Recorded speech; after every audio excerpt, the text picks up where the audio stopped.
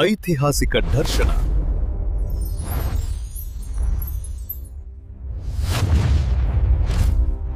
Hi ಸ್ನೇಹಿತರೆ, ನಮಸ್ಕಾರ. ನಾನು ನಿಮ್ಮ ರಾಕೇಶ್ ಪೂಜಾರ್ ಜಿ. ಸ್ನೇಹಿತರೆ, ನಾನಿಂದು ಹೊಸಕೋಟೆ ತಾಲೂಕು ಕೊಂಡ್ರಹಳ್ಳಿಯಲ್ಲಿದ್ದೇನೆ. ಏನಪ್ಪ ಈ ಕೊಂಡ್ರಹಳ್ಳಿಯ ವಿಶೇಷತೆ ಅಂದರೆ, ಇಲ್ಲೊಂದು ದೇವಸ್ಥಾನ ಮತ್ತು ಪುಷ್ಕರಣಿ ಇದೆ. ಈ ದೇವಸ್ಥಾನದ ಒಂದು ವಿಶೇಷತೆ ಏನಂದರೆ, ಮಹಾಭಾರತದಲ್ಲಿ ಬರ್ತಕ್ಕಂತಹ ಒಂದು ಘಟನೆ ಅಂದರೆ ಯಕ್ಷಪ್ರಶ್ನೆ ಎಂಬ ಘಟನೆ ನಡೆದದ್ದು ಇದೇ ಸ್ಥಳದಲ್ಲಿ ಅಂತ ಸ್ಥಳೀಯರು ಮತ್ತು ಅರ್ಚಕರು ಹೇಳಿದರು. ಪಾಂಡವರು ವನವಾಸದ ಸಮಯದಲ್ಲಿ ಧರ್ಮರಾಯ ಯಮಧರ್ಮನ ಜೊತೆ ನಡೆತಕ್ಕಂತಹ ಪ್ರಶ್ನೆಗಳ ಒಂದು ಘಟನೆಯೇ ಈ ಯಕ್ಷಪ್ರಶ್ನೆ ಎಂಬ ಘಟನೆ. ಅದು ನಡೆದದ್ದು ಇದೇ ಸ್ಥಳದಲ್ಲಿ ಅನ್ನೋದು ಇಲ್ಲಿನ ಪ್ರಮುಖ ಸಂಗತಿಯಾಗಿದೆ. ನೋಡ್ಬೋದು, ನಿಮಗೆ ದೇವಸ್ಥಾನ ತೋರಿಸ್ತಾ ಇದ್ದೀನಿ. ಈ ದೇವಾಲಯವು ಚೋಳರ ಕಾಲದಲ್ಲಿ ನಿರ್ಮಾಣಗೊಂಡಿದೆ. ನೀವು ನೋಡ್ಬೋದು, ಕಂಬಗಳಲ್ಲಿ ಚಿತ್ರಗಳು ಕೆತ್ತಲ್ಪಟ್ಟಿವೆ. ಭೀಮಲಿಂಗೇಶ್ವರ ದೇವಾಲಯದಲ್ಲಿ ನೀವು ಏನು ಚಿತ್ರಗಳನ್ನು ನೋಡಿದಿರಿ, ಸೇಮ್ ಅದೇ ಥರ ಚಿತ್ರಗಳು ಈ ದೇವಾಲಯದ ಕಂಬಗಳಲ್ಲೂ ಇದೆ. ಮತ್ತು ಅದೇ ಥರ ದೇವಾಲಯವನ್ನು ಕೂಡ ಅದೇ ಥರ ನಿರ್ಮಾಣ ಮಾಡಿದ್ದಾರೆ. ನೋಡ್ಬೋದು, ಗಣಪತಿ ಯಾಳಿ ಚಿತ್ರಗಳು ಇಲ್ಲಿ ಅಂದರೆ ವಿಜಯನಗರ ಸಾಮ್ರಾಜ್ಯದ ಯಾಳಿ ಚಿತ್ರಗಳು ಇಲ್ಲಿವೆ. ನೋಡ್ಬೋದು, ಅಂದರೆ ಚೋಳರು ಅಲ್ಲದೆ ಇನ್ನು ಬೇರೆ ಬೇರೆ ಸಾಮ್ರಾಜ್ಯದ ಅರಸರು ಈ ದೇವಾಲಯಕ್ಕೆ ದಾನ ಧರ್ಮಗಳನ್ನು ನೀಡಿದ್ದಾರೆ.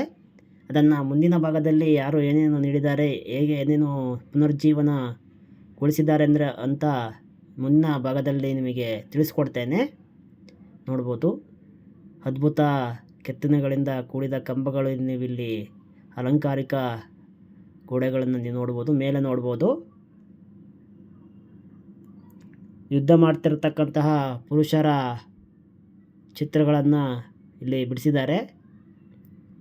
ಸೇಮ್ ಭೀಮಲಿಂಗೇಶ್ವರ ದೇವಸ್ಥಾನದಲ್ಲಿ ಏನು ನೋಡಿದ್ರೋ ಅದೇ ಥರ ಇಲ್ಲಿ ಕೂಡ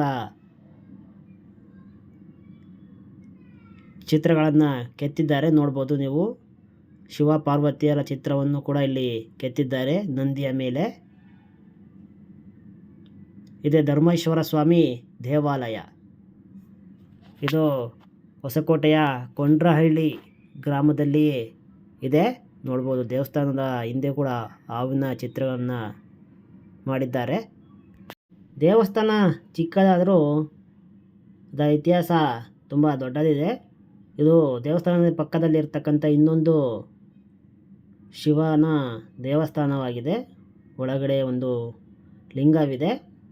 ಅಂದರೆ ಇದು ಮಹಾಭಾರತ ಕಾಲದಲ್ಲಿ ಯಕ್ಷಪ್ರಶ್ನೆ ಘಟನೆ ನಡೆದಂತಹ ಸ್ಥಳವಾಗಿದೆ. ಪ್ರಸಿದ್ಧಿ ಪಡೆದಿದೆ, ಆ ಥರ ಪ್ರಸಿದ್ಧಿ ಪಡೆದಿದೆ. ಅಂದರೆ ಪಾಂಡವರ ವನವಾಸದ ಸಮಯದಲ್ಲಿ ಯಕ್ಷ ಅಂದರೆ ಧರ್ಮರಾಯನು ಯಕ್ಷನ ವೇಷದಲ್ಲಿ ಬಂದು ಧರ್ಮರಾಜ ಅಂದರೆ ಯುಧಿಷ್ಠಿರನಿಗೆ ಪ್ರಶ್ನೆಯನ್ನು ಕೇಳಿದಂತಹ ಸ್ಥಳವಾಗಿದೆ ಅಂತೋದು ಇಲ್ಲಿನ ನಂಬಿಕೆ. ನೀವು ನೋಡ್ಬೋದು, ಇಲ್ಲಿ ಕೆಲವೊಂದು ವೀರಗಲ್ಲುಗಳಿವೆ. ನೀವು ನೋಡ್ಬೋದು, ಇದು ಯಾರ ವೀರಗಲ್ಲುಗಳು ಅಂದರೆ ಚೋಳರ ಅಧಿಕಾರಿ ಗಂಡಮಾಣಿಕೆ, ಅಂದರೆ ಕೂದಲು ಜಾಸ್ತಿ ಇರ್ತಕ್ಕಂತಹ ವ್ಯಕ್ತಿಯ ಹೆಸರು ಗಂಡಮಾಣಿಕೆ. ಅದು ಅವನ ಅಧಿಕಾರಿ, ಚೋಳರ ರಾಜ ಮಹೇಂದ್ರನ ಅಧಿಕಾರಿ ಮತ್ತು ಸೇವಕಿಯರು ಮತ್ತು ಕುದುರೆಯ ಚಿತ್ರನ ಇಲ್ಲಿ ಕೆತ್ತಿಸಿದ್ದಾರೆ. ನೀವು ನೋಡ್ಬೋದು,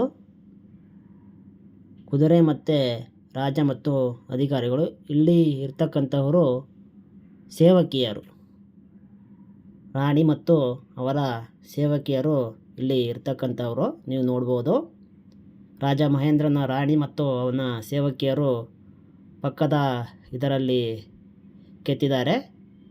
ಆ ಕಡೆ ಅವನ ಅಧಿಕಾರಿ ಮತ್ತು ರಾಜ ಮಹೇಂದ್ರನ ವೀರಗಲ್ಲನ್ನು ಇಲ್ಲಿ ಚಿತ್ರವನ್ನು ಇಲ್ಲಿ ಕೆತ್ತಿದ್ದಾರೆ. ನೋಡ್ಬೋದು ನೀವು. ಅಂದರೆ ರಾಜ ಮಹೇಂದ್ರನ ಕಾಲದಲ್ಲಿ ಈ ದೇವಸ್ಥಾನವು ಮತ್ತೆ ಪುನರುಜ್ಜೀವನಗೊಂಡಿದೆ ಮತ್ತು ಈ ದೇವಾಲಯಗಳಿಗೆ ದಾನದತ್ತಿಯನ್ನು ನೀಡಿದ್ದಾರೆ ಅನ್ನೋದು ಇಲ್ಲಿನ ವಾಡಿಕೆ. ನೋಡ್ಬೋದು, ಇದು ಪೂರ್ವ ದಿಕ್ಕಿನಲ್ಲಿರುವ ಒಂದು ಚಿಕ್ಕ ರಂಧ್ರ, ಅಂದರೆ 4 ರಂಧ್ರಗಳಿವೆ. ಇಲ್ಲಿಂದ ಒಳಗಿರತಕ್ಕಂತಹ ಧರ್ಮೇಶ್ವರ ಸ್ವಾಮಿಯನ್ನು ಇಲ್ಲಿಂದನೇ ನಾವು ನೋಡ್ಬೋದು. ನಿಮಗೆ ನೋಡಿ ತೋರಿಸ್ತೇನೆ ನೋಡಿ. ಇಲ್ಲಿಂದ ಧರ್ಮೇಶ್ವರ ಸ್ವಾಮಿಯ ದರ್ಶನವನ್ನು ಮಾಡ್ಬೋದು.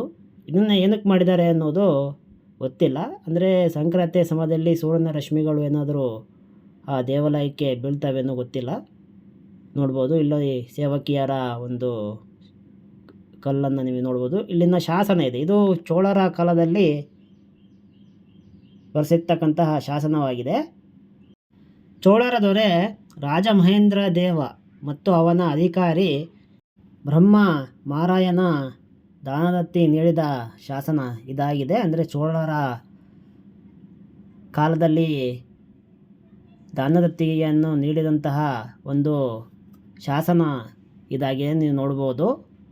ಇದನ್ನು ಸುರಕ್ಷಿತವಾಗಿ ದೇವಾಲಯದ ಒಂದು ಧ್ವಜಸ್ತಂಭದ ಅಂದರೆ ಗರುಡಗಂಬದ ಪಕ್ಕದಲ್ಲಿ ನಿಲ್ಲಿಸಿದ್ದಾರೆ. ಬನ್ನಿ ಈಗ ದೇವಸ್ಥಾನದ ಒಳಗೆ ಹೋಗಿ ನಿಮಗೆ ತೋರಿಸ್ತೇನೆ. ಒಳಗೆ ತುಂಬ ಶಿಲ್ಪಕಲೆಗಳನ್ನು ಕೆತ್ತಿದ್ದಾರೆ, ಅದ್ಭುತವಾಗಿ ಕೆತ್ತಿದ್ದಾರೆ, ನೀವು ನೋಡ್ಬೋದು. ಭೀಮಲಿಂಗೇಶ್ವರ ದೇವಸ್ಥಾನದ ಒಳಗೂ ಹೀಗೆ ಕೆತ್ತನೆ ಇತ್ತು, ಬಟ್ ಅದಲ್ಲಿ ಒಳಗೆ ತೋರಿಸ್ಲಿಕ್ಕೆ ಬಿಡಲಿಲ್ಲ. ಈ ದೇವಸ್ಥಾನದಲ್ಲಿ ನೋಡ್ಕೊಳ್ಳಿ, ಇದೇ ಥರದ ಕೆತ್ತನೆಗಳು ಕೂಡ ಅಲ್ಲಿ ಇದ್ದವು, ನೀವು ನೋಡ್ಬೋದು. ಇಲ್ಲಿ ನೋಡಿ, ಮಹಾಭಾರತದ ಒಂದು ಯಕ್ಷಪ್ರಶ್ನೆ ಘಟನೆಯನ್ನು ನೆನಪಿಸುವ ಒಂದು ಚಿತ್ರ ನಿಮಗೆ ಕಾಣಿಸ್ತದೆ. ಪಾಂಡವರು 5 ಜನ ಸತ್ತು ಬಿದ್ದಿದ್ದಾರೆ, ನೋಡ್ಬೋದು. ಇವೆಲ್ಲ ಮಹಾಭಾರತದ ಘಟನೆಯನ್ನು ನೆನೆಸ್ತಕ್ಕಂತಹ ಚಿತ್ರಗಳು ಇವಾಗಿವೆ. ಇಲ್ಲಿ ನೋಡ್ಬೋದು ನರ್ತಕಿಯರು. ಇಲ್ಲಿ ಯಾವುದೋ ಒಂದು ಚಿತ್ರ ಇದೆ, ರಾಜ ಮತ್ತು ರಾಣಿ ಇರಬಹುದು ಅನ್ನೋದು ನನ್ನ ಅಭಿಪ್ರಾಯ. ನೋಡೋದು ಆಗಲೇ ತೋರಿಸಿದ್ನಲ್ಲ, ಅದೇ ರಂಧ್ರದಿಂದ ಶ್ರೀ ಧರ್ಮೇಶ್ವರ ಸ್ವಾಮಿಯನ್ನು ನೀವು ದರ್ಶನ ಮಾಡ್ಕೋಬೋದು. ನೋಡ್ಬೋದು ಆ ಕಡೆ ನಂದಿ ಮತ್ತು ಭೃಂಗಿಯನ್ನು ಕೆತ್ತಿದ್ದಾರೆ. ಅದ್ಭುತವಾಗಿ ನಿರ್ಮಾಣ ಮಾಡಿದ್ದಾರೆ ಈ ದೇವಾಲಯವನ್ನು, ನೋಡ್ಬೋದು. ಧರ್ಮೇಶ್ವರನ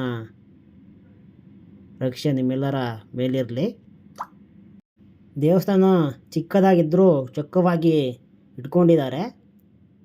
ಈ ದೇವಾಲಯದ ಜೀರ್ಣೋದ್ಧಾರ ಮಾಡ್ತಾರಂತೆ ಇನ್ನೂ ಸ್ವಲ್ಪ ದಿನಗಳಲ್ಲಿ. ನೋಡ್ಬೋದು ಪಕ್ಕದಲ್ಲಿ ಪಾರ್ವತಿ ದೇವಿಯ ಮೂರ್ತಿಯನ್ನು ಇಟ್ಟಿದ್ದಾರೆ, ಮತ್ತು ಇಲ್ಲೊಂದು ಮೂರ್ತಿಯು ಕಾಲಭೈರವನ ಮೂರ್ತಿಯನ್ನು ಇಟ್ಟಿದ್ದಾರೆ, ನೋಡ್ಬೋದು ನೀವು.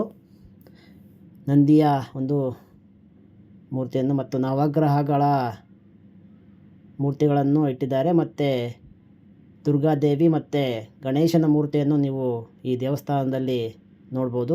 ಇಲ್ಲಿ ಯಜ್ಞ ಮಾಡ್ತಿರ್ತಕ್ಕಂತಹ ಋಷಿಮುನಿಗಳ ಚಿತ್ರ, ಮತ್ತು ರಾಜ ಸಿಂಹಾಸನಾರೂಢನಾಗಿರ್ತಕ್ಕಂಥ ಒಂದು ಚಿತ್ರ, ಮತ್ತು ಇಲ್ಲೊಂದು ಪ್ರಾಣಿಯ ಚಿತ್ರ ಇದೆ. ಇದು ಜಿಂಕೆಯ ಚಿತ್ರನೋ ಏನೋ, ಅದೇನೋ ಉಗುಳ್ತಾ ಇದೆ, ಏನು ಅಂತ ನನಗೆ ಅಷ್ಟೊಂದು ಗೊತ್ತಾಗ್ತಾ ಇಲ್ಲ. ನೋಡ್ಬೋದು ಇಲ್ಲಿ ಕೆಲವು ಚಿತ್ರಗಳಿವೆ, ಅದ್ಭುತವಾಗಿ ಚಿತ್ರಗಳನ್ನು ಕಂಬಗಳ ಮೇಲೆ ಇಲ್ಲಿ ಕೆತ್ತಿದ್ದಾರೆ, ನೀವು ನೋಡ್ಬೋದು. ಕತ್ಲಿದ್ರಿಂದ ನಾನು ಬೆಳಕಾಗಿ ನಿಮಗೆ ತೋರಿಸ್ತಾ ಇದ್ದೇನೆ. ಇಲ್ಲೊಂದು ಪ್ರಾಣಿ ಮತ್ತು ಮನುಷ್ಯ ಬಿಲ್ಲಿನಿಂದ ಹೊಡೆತಿರ್ತಕ್ಕಂಥ ಮೂರ್ತಿ ಇದೆ. ಇನ್ನೂ ಹಲವು ಚಿತ್ರಗಳನ್ನು ಇಲ್ಲಿ ಕೆತ್ತಿದ್ದಾರೆ.